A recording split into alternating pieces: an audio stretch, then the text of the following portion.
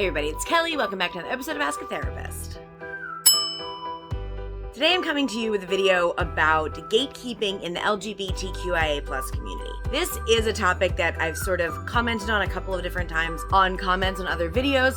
I've talked about it with friends. It's one that honestly I've been avoiding doing, but I think the time has come that we need to do this, and you're about to find out why. Gatekeeping in the LGBTQIA plus community is a problem, and if you've never experienced the problem, that's awesome. That doesn't mean you're not going to ever. And I want to talk about why it happens, and I want to talk about what we can do about it as a community. Gatekeeping itself in this context is when someone decides for someone else the validity of their experience and identity based on what they understand about their experience and life. So if person A is gatekeeping against person B, person A is saying person B's experience or identity within the queer community or within our umbrella is not valid because they don't hit markers 1, 2, and 3.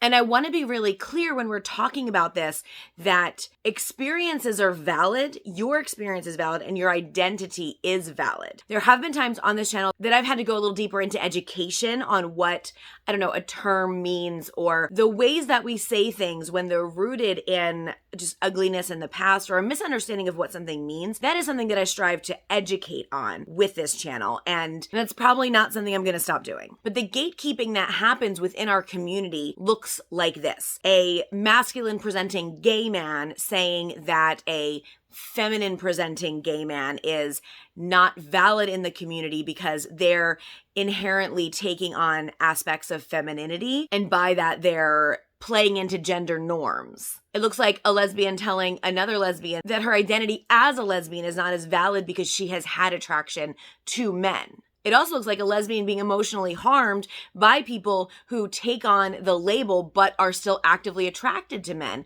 because the label bisexual doesn't fit them, or because the label of lesbian fits that person best, but this person over here now feels invalidated in their experience of not having attraction to men because they're sharing the same label. There's so many ways in which within our community we gatekeep. We judge the validity of someone's experience, and we decide for them where they can and can't identify and what labels they can and can't take on. I've been in groups of queer people where they're talking about other people who identify as bi and accuse them of not really being queer because they're just bi for fun, or they're just bi to get attention.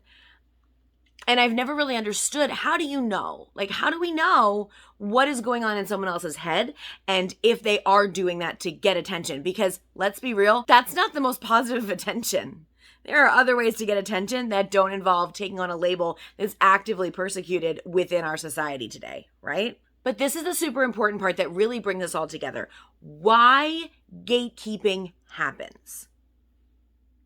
When you are a person who has been actively shoved into the corners of society because the majority of society doesn't actually identify in the way that you do, you get pushed out. You get told who you are and where you're allowed to be and what spaces you're allowed to take up. In order to take up different spaces, in order to push back against what's happening, you have to dig down sometimes. You have to be a little angry, and you have to be a little forceful. Take that then into finding the safe space of the queer community. Often, not always, but often you're going to find people who identify similarly to you, not just label-wise, but experience-wise. And I say that to mean if you had a family who was not willing to allow you to be yourself and wasn't receptive to that, you often will be more attracted to close, intimate friendships and interactions with people who've had similar pains and similar hurts. And it's hard sometimes for people who have grown up in accepting homes. Maybe they were the only queer one in their home, but their parents and their siblings weren't like, get away from me. It's often hard, especially first coming into the community, for people in both of those camps to really bond on the commonality of being queer, because those harms outside of that are there, like a wound. And it doesn't go away immediately. People who are actively marginalized in society seek out other people who are actively marginalized in society. Because it's hard to take up a space that you don't understand, you also seek out people who are like you. And once you've found a safe space, you have actual physical somatic responses to someone coming into that safe space. If they don't look like you, if they don't present like you, if they don't identify and talk like you, it takes a minute to go, okay, where do they go? Are they in my corner? Are they in another corner? Are they in this community with valid reason, or are they in this community to potentially harm us? Because we're all in this sensing danger place, right? It can be really hard to break into an established queer community group. Speaking for myself as a bisexual woman, I don't find as many groups where I can really talk about what this is like for me as an adult woman in America and what it was like growing up for me, because most of the groups that I would most fit into being married to another woman would be lesbian groups. And I've been in those groups before where they say, I'm not allowed to be there because I'm bi. But in a bi group, most of the people I speak to are women married to men. Does that invalidate their existence as a bi person? No. But it does make our experience different, because there are things that I experience when I go out with my wife that my cis-presenting relationship friends don't. That doesn't mean my experience is harder. That doesn't mean it's more valid. It just means it's different. And sometimes you just want to talk to somebody who gets what you're going through. We gatekeep in our community because everything is a threat. Everything out there, outside of the community, is actively threatening your peace of mind and your comfort and your ability to identify yourself as you are. I live in a state where I have legitimately been told to me by multiple people running for public office that my existence is repugnant. I think someone also used the word unnatural. And this was said to me. And sometimes I just want to talk to somebody who gets it, right? In the existence of this channel, that's what we've tried to be, as a place people can come and talk about things like religious trauma, the ways that they're sort of pushed into the edges of society by the majority cis-het entities. Sometimes I feel like we can't enter the spaces of cis-het people without permission. I know for me, still to this day, when I'm in an unfamiliar group of people, it is hard for me to get the word wife out because I don't know how people are going to respond. Women who are married to men, that's not usually an issue for them. Saying husband is not a difficult thing. So when we exist in those kind of spaces, everything kind of feels like an attack. And so when someone comes into your safe space, when someone openly says that they're part of our umbrella, you look at them for a second or two and think, okay, but do you? Okay, but is this real? Or is this someone who's coming in to take my safe space the way that everything else has been taken?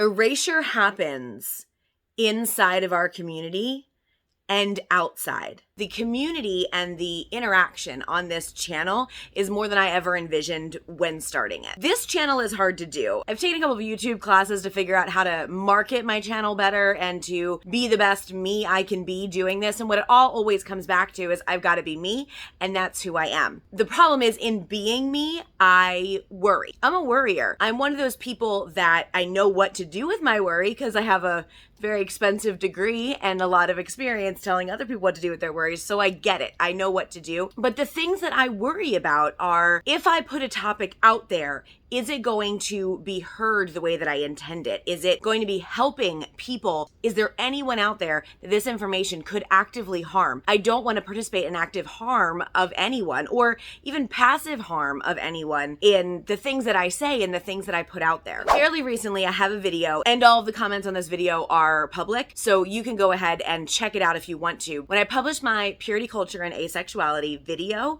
it definitely drew some attention from people, and it wasn't all in agreement. Just so we're all aware, that's not shocking. A lot of this stuff is not stuff that people agree on. If you've watched a video and you've felt that your place was erased or invalidated within the LGBTQIA+ community because of something I've said in these videos, I'm sorry. That is not okay for anything I have said to make you feel that way. So I'm sorry.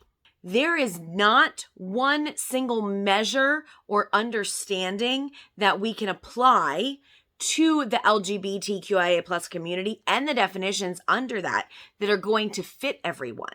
the reality is that any safe space that we create for those in this community is also potentially a dangerous space because so many different people are coming in with so many different levels of experience and so many different understandings of what things mean, which I think is largely why some people don't maybe comment or choose to private message me instead of posting a public comment, because they're worried that the things that they say are going to come off wrong, or someone's not going to hear it correctly, or they don't want to offend people, which is super cool. I'm glad that people know that they have the ability to do that. I wish that there was a way for us to really get to each other in a way that says your definition, your understanding, your expectation of having this label or of rejecting this other label does not invalidate my experience and my rejecting or accepting of the label. Unless we are actively harming one another, everything else should be permissible, honestly, because isn't that what we're looking for? Isn't that what we're trying to make people understand? Is that if people are not being harmed,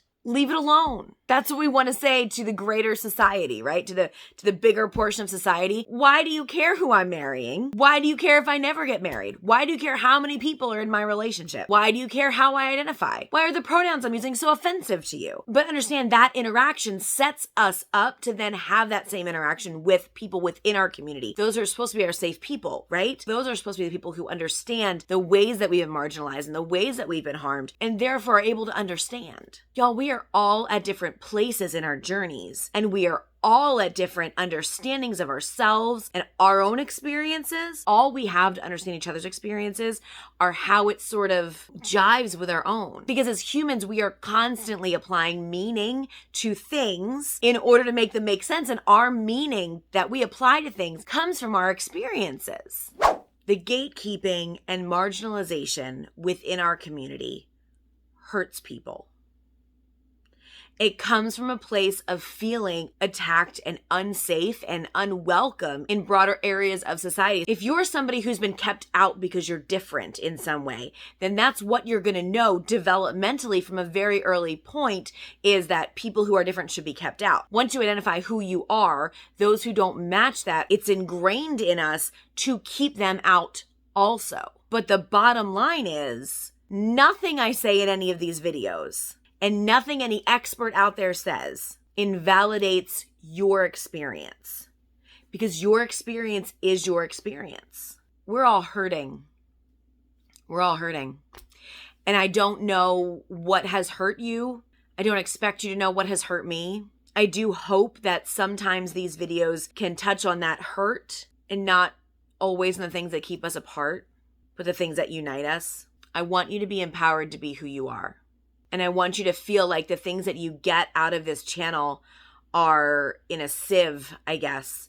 And the things that don't fit your experience or don't help you to grow into your favorite version of yourself, that just falls through the holes in the sieve and goes down the drain. You watching this right now, you are a beautiful, whole human being worthy of celebrating and honoring, just as you are right now, wherever you are watching this. That's the bottom line here. We have to do better for each other. And I believe the way we do better for each other is to understand that our experience does not mirror other people's experience, that our experiences are valid and so are other people's. I hope that you keep commenting on these videos and interacting with one another and building one another up and challenging one another where it's necessary, challenging me where it's necessary.